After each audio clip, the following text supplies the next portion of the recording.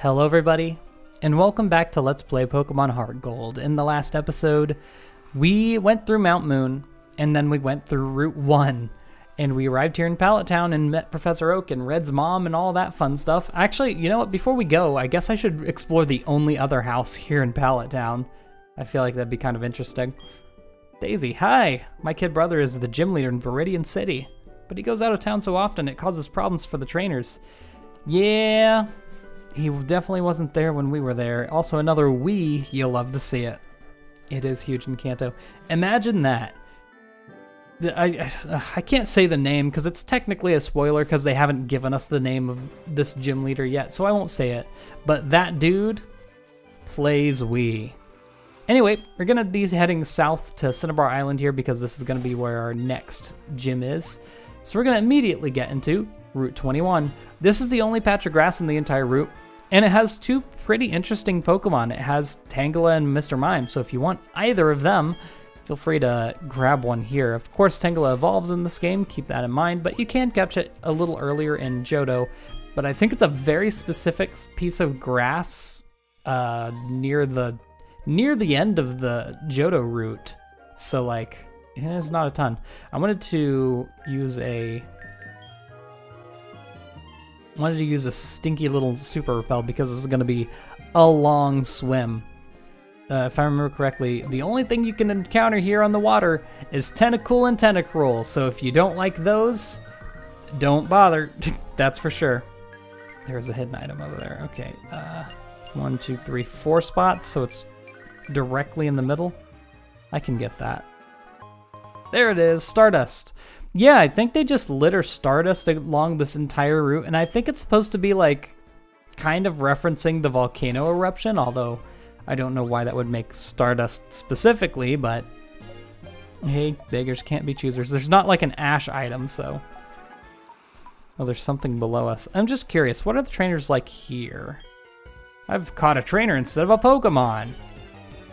Just because they're all avoidable, if I remember correctly, so I'd like to fight just like maybe 1 or 2. Corsola, okay, level 32. You're starting to see how pointless it is to fight these trainers. Also, Corsola's sprite looks, the mouth is like at the same time cute, but also oddly lopsided. Not sure I like that. That's our first time seeing a Corsola in a Johto game. I don't know why Corsola is like one of the rarest Pokemon in its debut generation, but it is. It's not particularly powerful. And for the longest time, I always thought it was Generation 3. There's a lot of Pokemon from Johto that I always thought was Generation 3. I thought Chinchou, Generation 3. I thought Marill was Generation 3.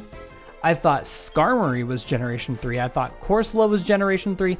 This is partly because I started with Generation 3, I think. But those are all Pokemon, maybe other than Marill.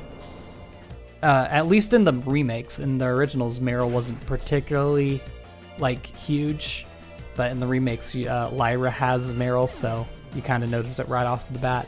But in the originals, all of those Pokemon are extremely rare. Ooh, Wobbuffet I thought was Generation 3. Do you really just have a bunch of Corsola? All those Pokemon are extremely rare, and then in Generation 3, they kind of get like starring roles. Like Marill's you find almost constantly with any water-type trainer near the beginning of the game. A Wynot egg is given straight to you, so there's that.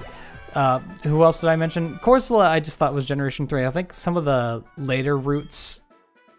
Star Corsola, I believe it's one of the Pokemon you can find while diving, which is, you know, there's like 3 Pokemon that spawn while diving, so it's one of the notable ones. Who else did I mention? I don't know, Skarmory? I think Winona has a Skarmory, so that might be why I thought that. There's an item up here. Hello, I just like how it gets rid of my searching. Like I have to lift my finger and put it back down whenever I transition from water to land. It's a little weird. Alrighty. Oh, wait. Hold up. Another Stardust. Good lord. We have a lot of items to sell, is there? That's just a weird piece of land, alright. Good to know. Thanks for letting me know. Let's keep on moving. Ooh, you are spinning like no one's ever spun before. Good lord, he's going nuts. I feel like I should at least check. Ooh. Ooh. Nothing there. Oh, this is actually the island. That's where the hidden item is. Cool. Welcome to Cinnabar Island. The spawns here are pretty much the exact same as the previous route we were on. Tentacles, Chinchou, Shelter. Some pretty cool ones. Who is this? The Ravaged Town of the Past. I think this might be like one of my favorite Kanto town themes just because it's so relaxing. And it kind of gives off the somber note of, you know, in Generation 1, this was not an island that was hit with a volcano eruption.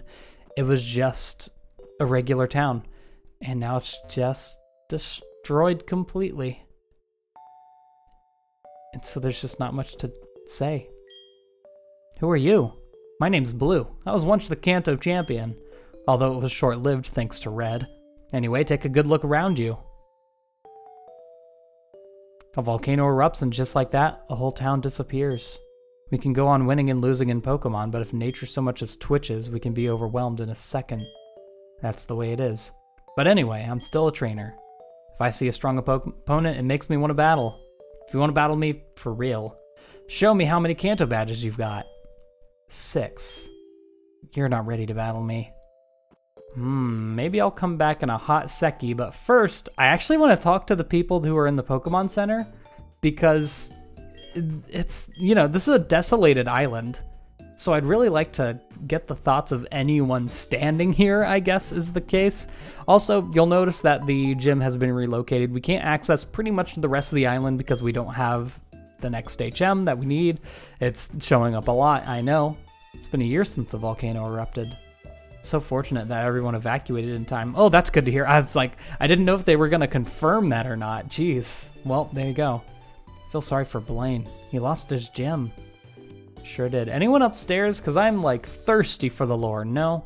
Nothing. No one's going to be downstairs because that's specifically like a connection room. Anyway, that's it for now.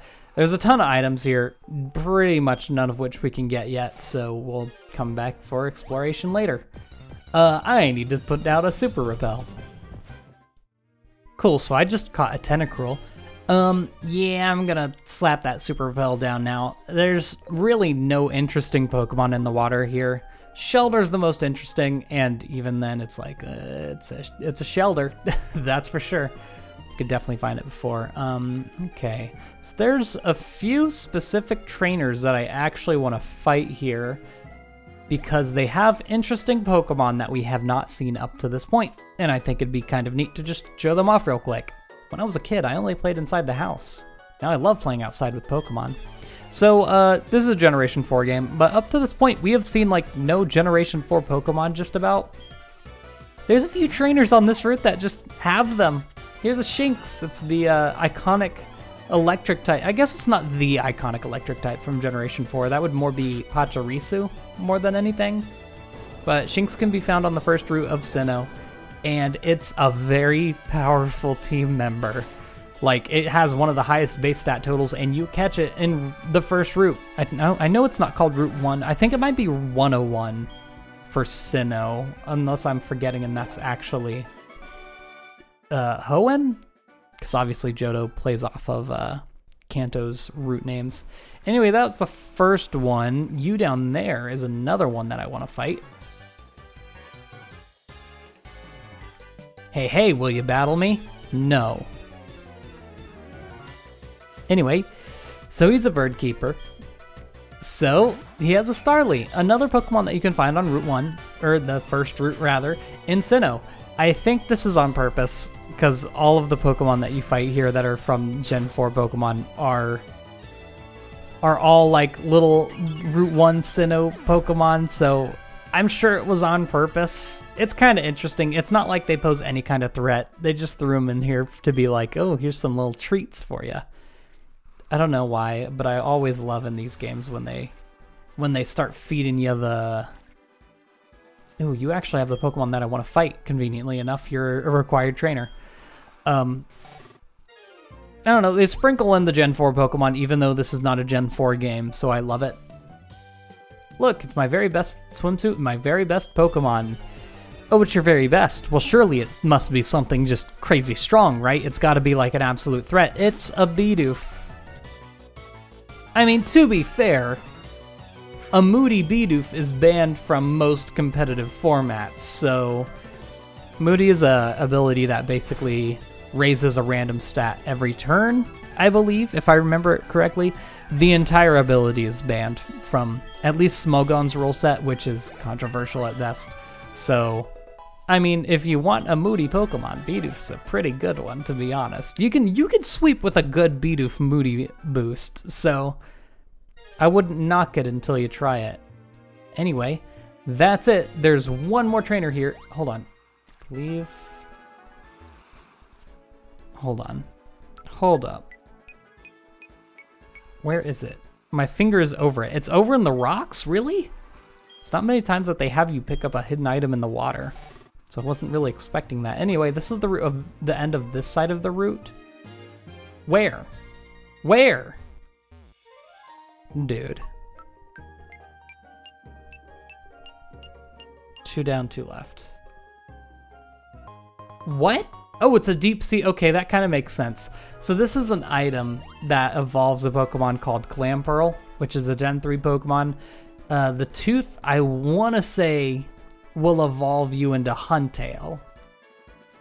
And there's another item that's called the Deep Sea Scale that'll evolve you into Gorbis if you trade it holding the item. Wait. I don't think this is the area that I wanted to go into, actually. Oops. Hold on. If I remember correctly, I think there's another entry. I could be completely wrong. This is the Seafoam Islands. We absolutely do not need to do that yet because there's going to be a more important reason to come back here later. So don't worry, we will cover the Seafoam Islands, but just not now. Actually, am I dumb? I might have to go through it, actually. Okay, I didn't know that we were gonna tackle the Seafoam Islands today, but we're gonna dabble at the very least. So I haven't done research, needless to say. I think it's safe to say there's Golduck here. Oh, okay, I'm just really dumb. I thought the Seafoam Islands and the gym were separate. Oh, we're doing the gym. Yo, legend in the making. This gym has many trainers and rocks in the way from the rebuilding. Sure won't be easy to get to Blayne, but keep your cool and defeat the trainers one by one and you will surely find the path. So this is the remade Fire-type gym. And it's, as you can see, quite the trouble to get to. Unfortunately, I don't have too much to deal with Fire-type. I have Kenya here, but I kind of want the fly because we're in the middle of nowhere. But Ambipom, I promise, won't be too terribly useful here, so it doesn't really matter. We have Lantern and we have Daisy, so those are going to be the two kind of stars of this show. A white lab coat is a researcher's life. We may be living in a cave like this, but we never forget to do the laundry. Okay, glad to hear it. Anyway, this seems to be like a pretty straightforward gym. That's a level 50 Arcanine from a gym trainer. Hello? And of course it has Intimidate. Luckily, we are a special attacker, so we don't need to worry about that at all. This is a very difficult gym. Like, I'll let you know right now, this gym and the next gym are probably going to be the hardest. Not probably. They're going to be the hardest in the entire region for reasons that they're kind of meant to be the last two gyms, so they actually do amp it up, surprisingly enough. So, yep, there you go. And this is going to knock out the Arcanine. Barely didn't one-shot it. Hopefully we'll be able to get some pretty dang good experience, so we'll be kind of on par. Like, I'm thinking, so if the gym trainers are out leveling us, I don't think we're going to stand much of a threat against Blayne himself. So here's the thing. these trainers will step back into a spot whenever you fight them. And I'm pretty sure if you fight this guy on the left, he will step back and block your path instead of, you know, stepping downwards. I'm wondering if they just step in whatever direction you talk to them at, because I'm gonna talk to this guy from the bottom and see if he'll step upwards, basically, because he's required anyway. Well, to see a gym in a cave like this, I'd love to explore it. Neat. What do you got for us? Obviously, I'm gonna show it because they are completely required battles. You've got a Torkoal. Okay, I really like Torkoal's sprite in this game. Man, Torkoal is one of the Pokemon that got absolutely, like, in the change from sprites to models, I think Torkoal got gypped the most. Not gypped, got cheated the most, which sucks because I love its design so much. But you see that little cloud-like sprite it has going on. I love it. I love it to death. But it just does not look good in the model. Plus, like, you know how I talked about the whole, like, they took away a lot of the contrast colors of the Pokemon going into models. Torkoal lost a color. Lost a lot of color. I think I said lost. He's almost like a vaguely orange pale instead of like bright orange. So I don't know, that bothers me a lot. Hey, I recognize that Pokemon. It has weaknesses, that's for sure. Good lord, you're not gonna be able to live that for sure. Yeah, you're gone. You're gone. No magma body's gonna save you from that. And that's it. Oh boy. So I believe this is the correct trainer that will move out of your path. I failed to sense how strong you are. Yeah, so I think it's notable to mention every single trainer here has just one Pokemon. None of them are too special. Actually, one of them has... Hold on. Before I go on, this isn't going to be a hard fight or anything, obviously. But I wanted to show off this one because it's another Pokemon that we haven't seen before, and I think it's interesting because it's not a Gen 1 or 2 Pokemon, and those are super rare. He has a Numel is the way you should say it, because it's a numb camel. But there you go. Quad weak to water. It's fire ground. I used it in my Emerald Let's Play, so yep, pretty cool Pokemon. But it's weak to water. They should make a fire grass Pokemon because just all of the fire combination types seem to just be absolutely destroyed by water no matter what. Didn't expect you to be so good. Who in the world are you? And yeah, as you can see, they step right into the path. So with that, say hello to Blayne. Hey you, my gym on Cinnabar Island was burned down by the eruption, but I will not give up. Take a look at this cave. We've turned it into a gym and I am still acting as a gym leader. I will give you the gym badge if you manage to defeat me. Are you ready? Here we go. Now, I'm surprised you decided to just, you know, you're out here in the middle of nowhere. Anyway, second to last gym battle. Now's not the time to go over that. So, there's an interesting thing about his team. Obviously they're fire types, but it's not like they're high leveled, but since I have just a Pokemon that completely stops fire-type Pokemon in their tracks, I don't think this is going to be too much of a problem. Obviously, Macargo goes down in one hit. We might not actually get to see their gimmick because they're going to be going down like flies, but all of his Pokemon have the move Overheat. All of his Pokemon are also holding the item, the White Herb. The White Herb prevents your stats from going down once. So what they will do is, first of all, use Sunny Day. Actually, ooh, this might be more of a fight than I thought. That's gonna half my attack stat, or my my water type attacks damage. I might. So I'm trying to think. Are you kidding? That was a crit. That almost knocked it out anyway. I'm assuming. So it's not going to use a fire type move. Even if it did, I think this is a safe switch in. I'm just going to go straight out to Daisy because I don't want Leviathan taking any unnecessary damage, especially when the Sunny Day is out. So what are you going to use? A full restore. That's a little bit better than a burn heal. Anyway, now I'm out here. I don't think you dare use a fire type move on me, so I'm just gonna use super effective rock type moves on you. You're gonna use Confuse Ray, okay. Again, I'm not too worried about this because Macargo's attack stat is pitifully low and its defense is incredibly high. Daisy seems to get confused a lot. I think that's just its vibe. I think it's easy to confuse because it's probably in a constant state of confusion anyway. Can I get that boost? Please, I want it so badly.